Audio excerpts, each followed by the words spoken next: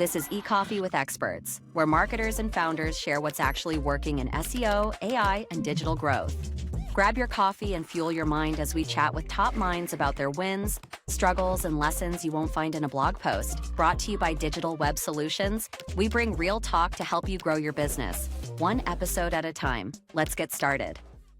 Erika, I'm so happy to be talking with someone who has the experience not only of working with high-level household brands like Disney and Beachbody and Viome, but also someone who is an entrepreneur and a fractional CMO. You posted something on LinkedIn the other day, and I want to kick off right there. And that is like your 5 lessons, your 5 learnings to build a fulfilling career and life. Can you walk us through those? Absolutely. So my number one is always be learning.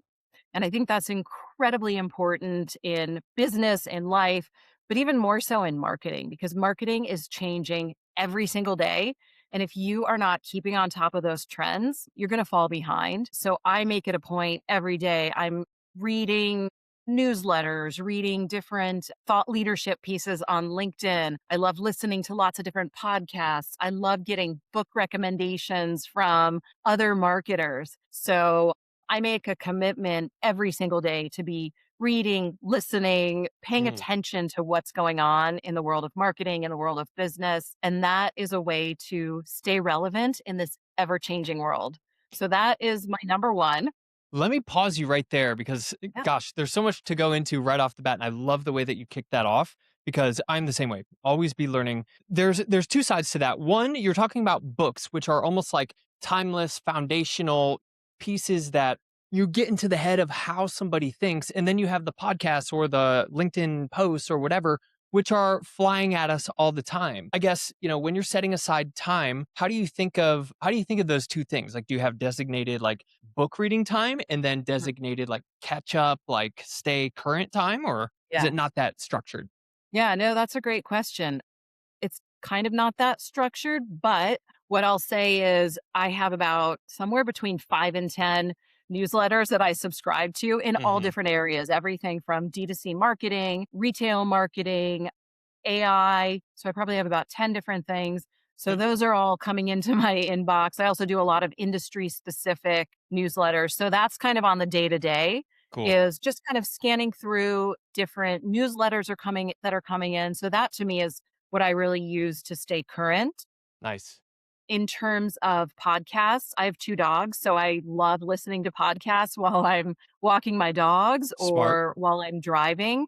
Um, and that's another way to just like really stay current on what's going on today, hearing from different founders, different business people. Mm. And then the books come into play more, like one thing about marketing, like I said, it's always changing. So I sort of feel like when you publish a marketing book, it's like immediately out of date. Yeah. However, so that's where I sort of supplement with the podcasts and the newsletters. But I turn to books for sort of the foundational strategic frameworks. So I probably have, I'm also an adjunct professor at Loyola Marymount University. I get book recommendations from other professors. So I love to kind of use those to get that sort of foundation and the strategy. So, and I kind of pick those up when I have time. Actually, I also love listening to books on Audible or, Yeah. whatever it is. But so I'll do that when I'm walking. So I probably have a combination of all 3 of those things going every Yeah. single. Yeah, yeah, I love that. So you kind of already touched on this, but you have several different positions right now, and they're all focused on marketing leadership, which is your role. But you have experience in marketing leadership with like big companies, like I mentioned. I mean, Walt Disney Corporation, Beachbody, 20th Century Fox as a CMO, if I'm not mistaken. Oh, no, it wasn't a CMO there, but Pretty close. Anyway, yeah. the point is you have to have this balance. And I'm really on this kick recently that I'm noticing that people who are successful in their role, yes, they have a hard work ethic, but it's not about the time that they spend on the field in performance. It's about their preparation and their training, Mm. right? The Mhm. people who are, high paid athletes or performers, Oh, Justin yeah. Bieber, Ronaldo, they are where they are because of all the time that they don't spend in that performance time. Yeah. with where you have to Honing their show up, craft. honing their craft. Yeah. Exactly. Mhm. Exactly. So knowing that we have an audience, a listenership with a large amount of agency owners who just feel like there's not enough hours in the day. And they're like, okay, Erica, you're trying to tell me that I need to set aside time to like research and read. I mean, what would you have to say to those people who are just like they feel like they have to execute all the time? Mhm. Well, I think in order to execute well, you have to have that sort of that foundation, that training, the honing your craft. Yeah. And that's where I feel like there are times in the day where you can and you should be kind of, honing your craft and Mm, staying on top of things. So, like I said, when I'm walking the dog, I'm listening to a podcast, right? Or when mhm. you're washing the dishes, it doesn't have to be like hours a day. It doesn't have to pull you away from doing the work. But it's so important that I think you just have to kind of tuck it away and find the time. Even, if you think about like health and wellness, they always say like it's better to get in like 10 minutes here and there Mm, as opposed to thinking like, oh my God, I have to do an hour-long workout. I'm gonna have to take time out of my day and go to the gym. It's like, mhm. finding those little pockets of time. So, you're driving to the grocery store, start listening to a podcast. It doesn't mean you have to listen to the whole thing, Yeah. but I think just being really thoughtful and intentional about times when you can slip it in because it is so important. Mhm. Absolutely. I mean, especially if you have a team or people who are looking up to you, they're looking up to you, yes, for like execution and like strategy, but they're more so looking up to you to like understand where the puck is going, like where Yeah, skate to where the puck is going, right? And that's a, I mean, exactly. I think that's a big part of the role of marketing leadership. And you're in a position as a fractional CMO. We can get back to the other four of your life lessons, but shift me into fractional CMO. Like for someone who's not familiar with the term or really what it means, Yeah. what would you say your primary role is? Yeah. So I come in and I work with companies on a fractional basis, so sort of part time, at sort of a very high level, a strategic level where I'm leading the team, but I'm very much embedded with the team. So Hmm. I'm not like a consultant who comes in and out. I am managing teams. I am sort of setting the tone, like you were saying, like, this is where the hockey puck is going. Like, Hmm. let's make sure that we're on top of this stuff. So fractional CMOs can come in and do anything from, project based or like really being in there embedded with the team, leading the team. And I've done everything from brand refreshes and changing the messaging and the ethos of a brand and launching new websites, finding the correct agencies that they need to be working with. Gosh, literally managing the day to day of the team, and it can span everything from very high level strategy to really rolling up my sleeves and executing on things and reviewing email copy and Hmm.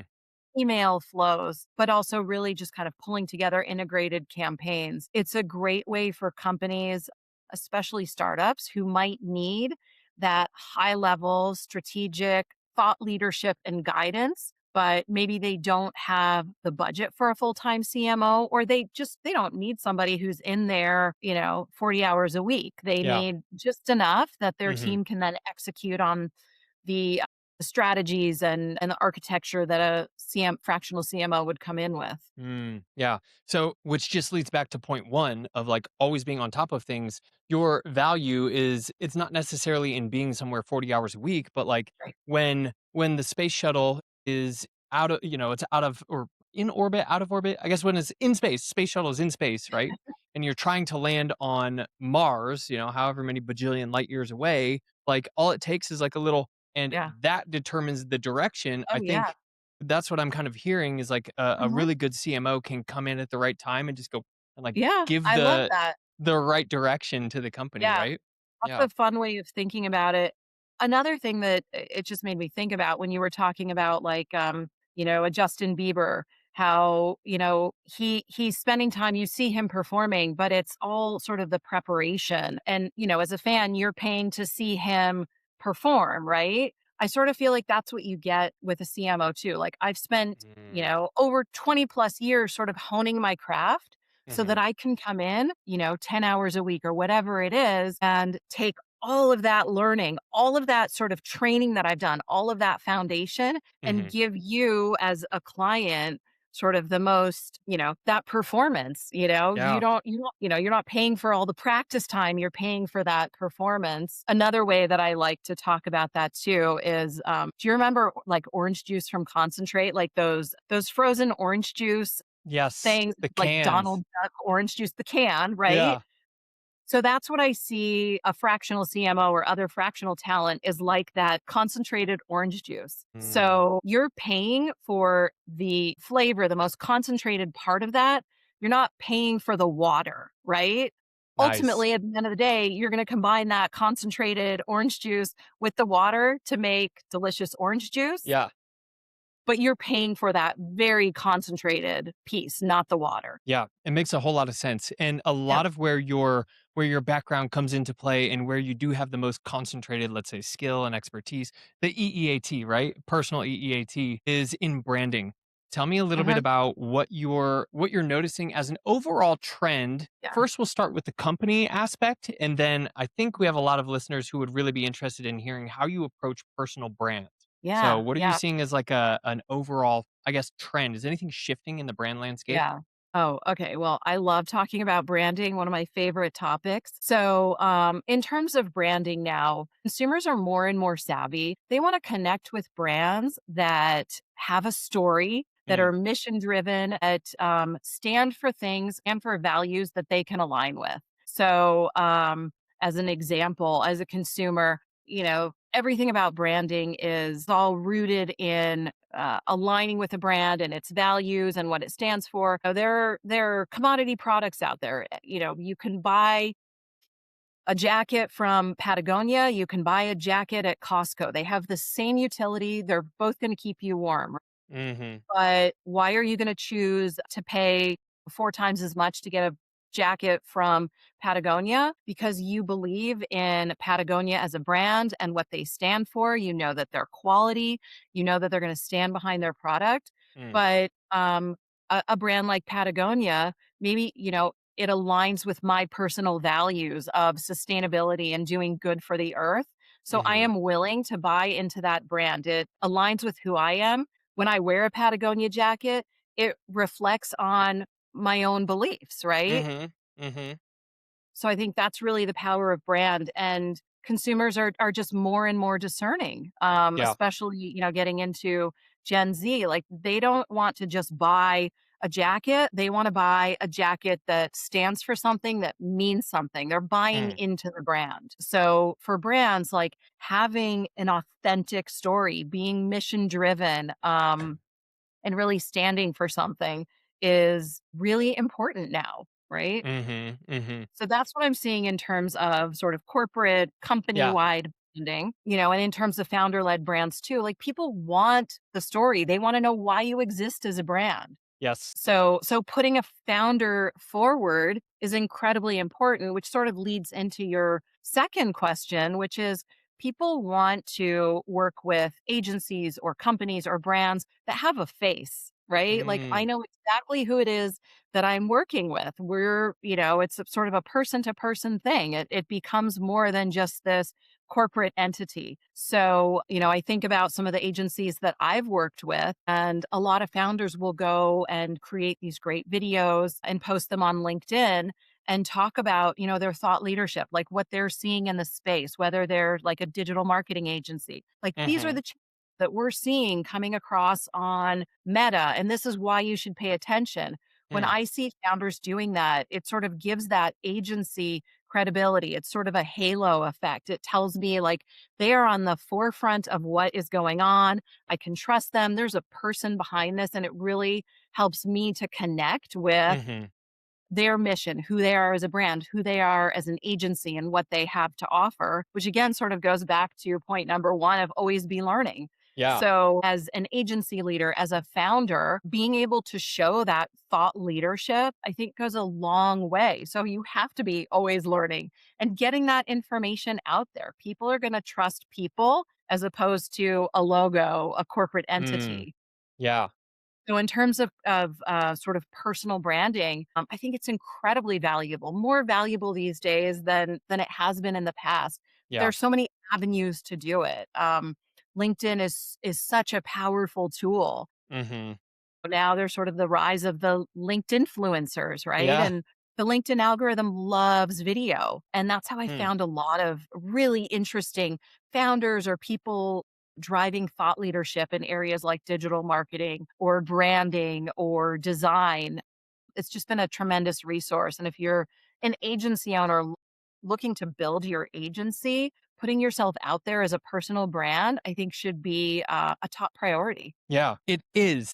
I completely agree with you. Let me use myself as a case study. Even though I feel like I'm pretty good on camera, I have good energy, I love talking. It's been so hard for me to make videos and put myself out there. Like there was a span of, I think it was like 2 months where I didn't post anything on LinkedIn, even text wise.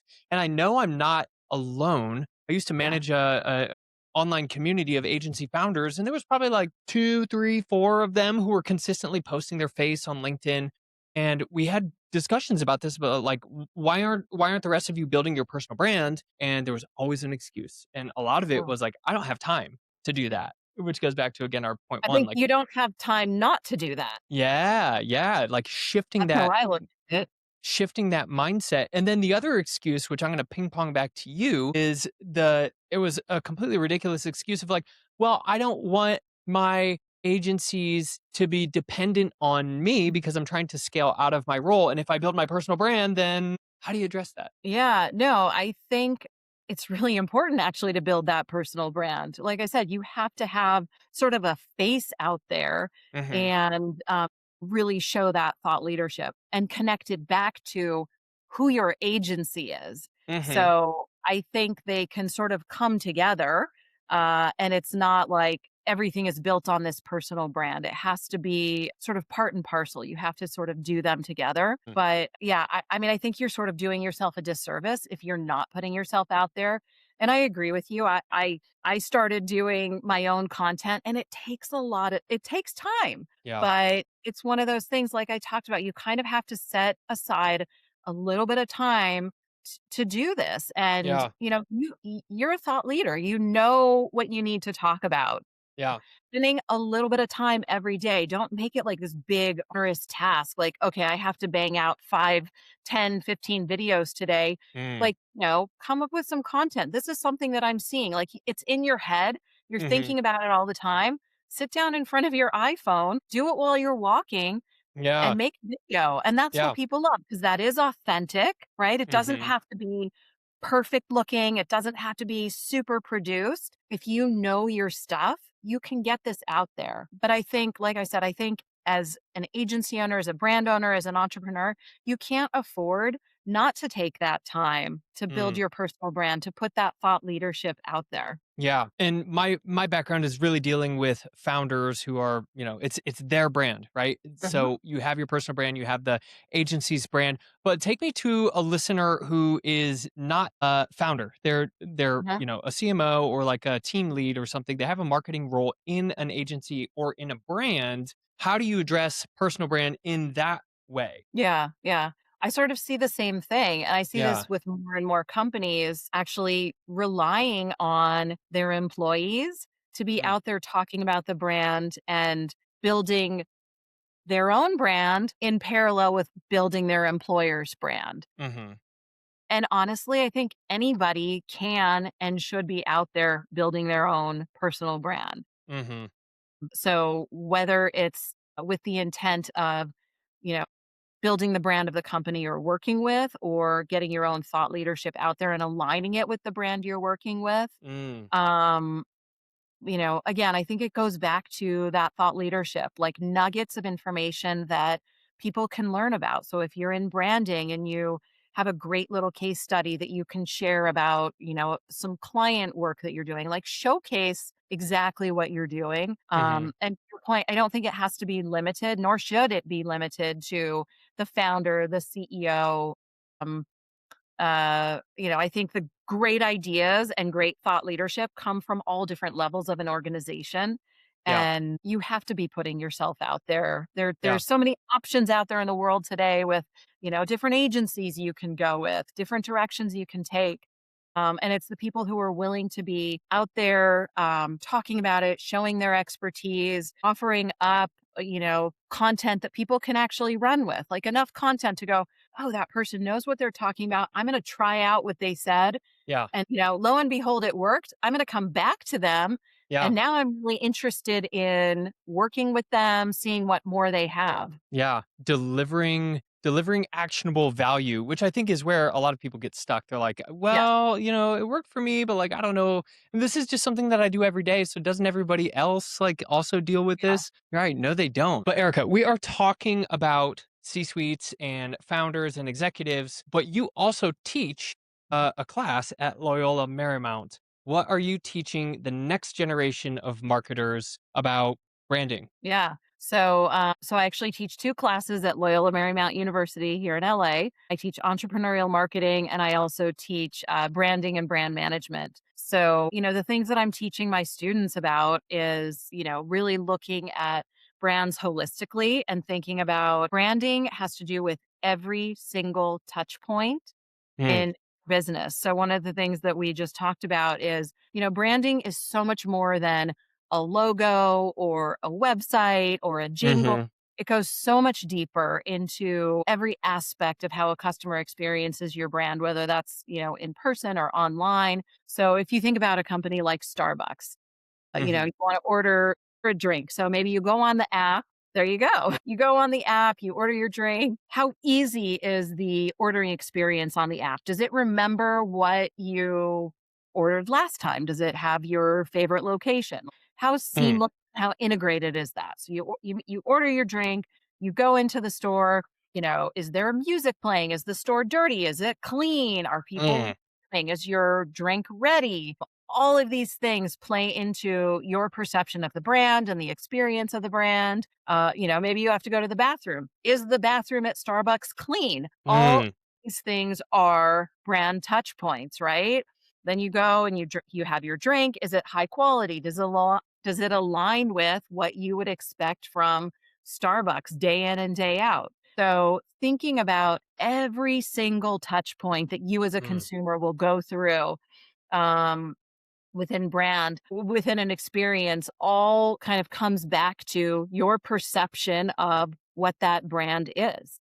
mm, So I think that's one of sort of the key pieces. And, I love talking about branding. That's really where we start, but it is a very holistic practice. Again, it's not just like, okay, here's the Nike logo. It's a swoosh. That's the brand. It goes yeah, so much deeper into experiences and expressions of the brand and where the brand shows up and how a brand behaves in the face of challenges. mm.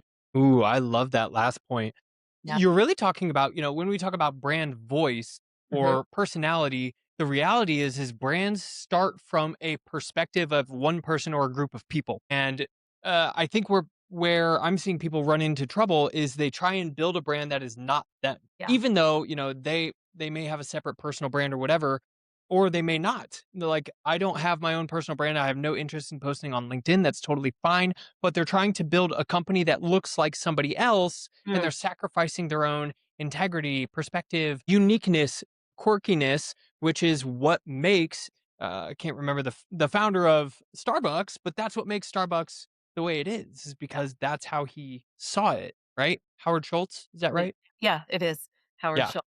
yeah.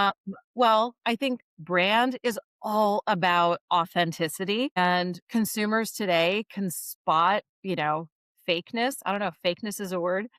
It is now. Inauthenticity Yeah, instantaneously, and it's a yeah. huge turnoff. So it has to come from a place of authenticity. And to me, that goes back to just the foundation of branding and what it is when you're thinking about a company and thinking about your mission, vision, values. Like these are all internal Mm, documents, but they lay the foundation for everything that you do. You have to be really clear on that mhm, because that is going to dictate how you make decisions in your business and how you show up in the world as a brand mm, and how everybody within your company reacts to things and how they express the brand. So mhm, it's very foundational. It has to start from a level of authenticity and story and understanding who you are. And sometimes I think people think of like mission, vision, values as a little bit fluffy, and it's not at mhm, all. It is integral to building a strong business and a brand that has real staying power. Yeah, it makes a lot of sense. Like it seems like, oh, well, that's something that we do once a year at our offsite. Exactly. Yeah. Is not the case. Absolutely Yeah. not. Yeah. Brand So, is not a layer that sits on top of everything else you do.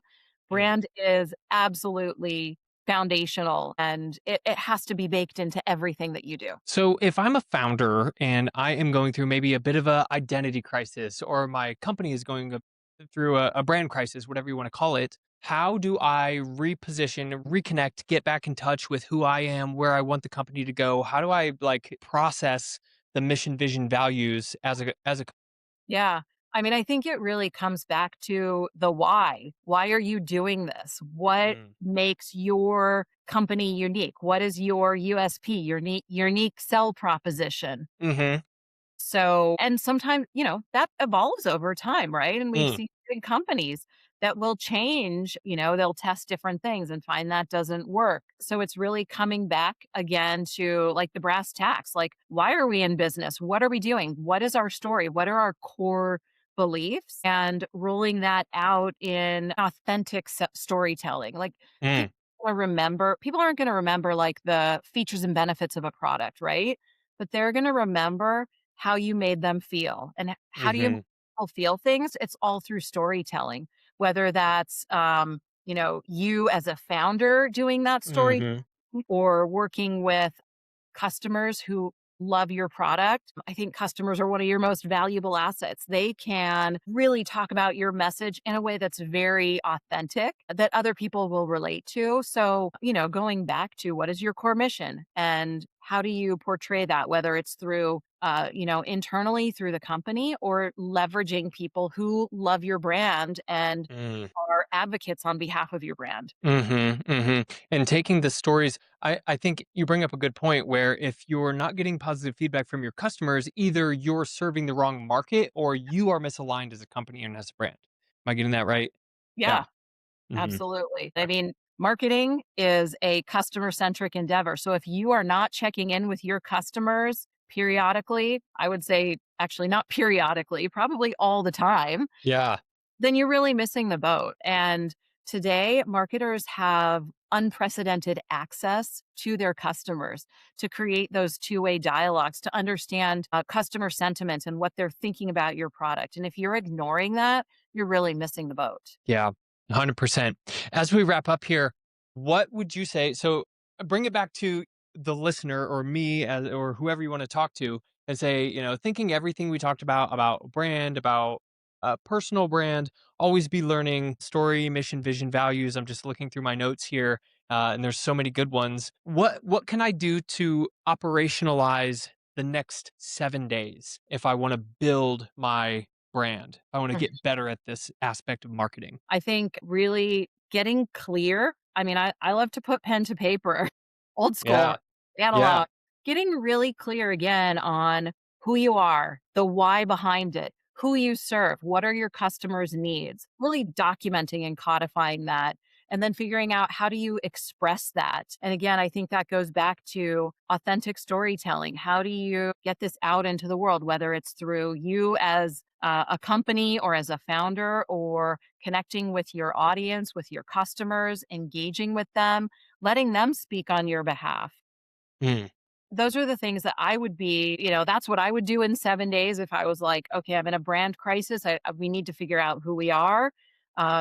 Lay that foundation first, figure out how you act on it, how you get it out there. And I think it has to be done in a very personal way because, like I said, mm. people connect with other people. They don't connect with logos, right? Or Yeah.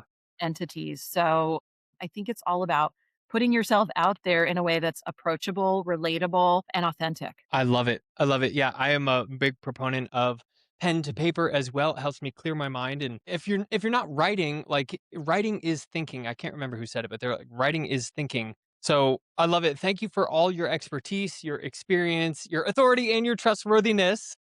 Your EEAT here. If we want to find out more about you, Erica, where do we go? Yeah. And yeah, how can we connect with you? Yeah. I would say the best place to find me, the best way to connect would be on LinkedIn. And it's Erica. Actually, I sort of have my maiden name in parentheses, which is Handel. But if you look for Erika Weiss, you'll find me, and love to connect with people on LinkedIn. Cool. I love that. And we will include that in the show notes here. So thank you so much for, again, bringing everything you have to the table. This is an awesome conversation. I had a ton of fun and I have a page full of notes here. So let's have Likewise. a great week. Thank you. Thanks.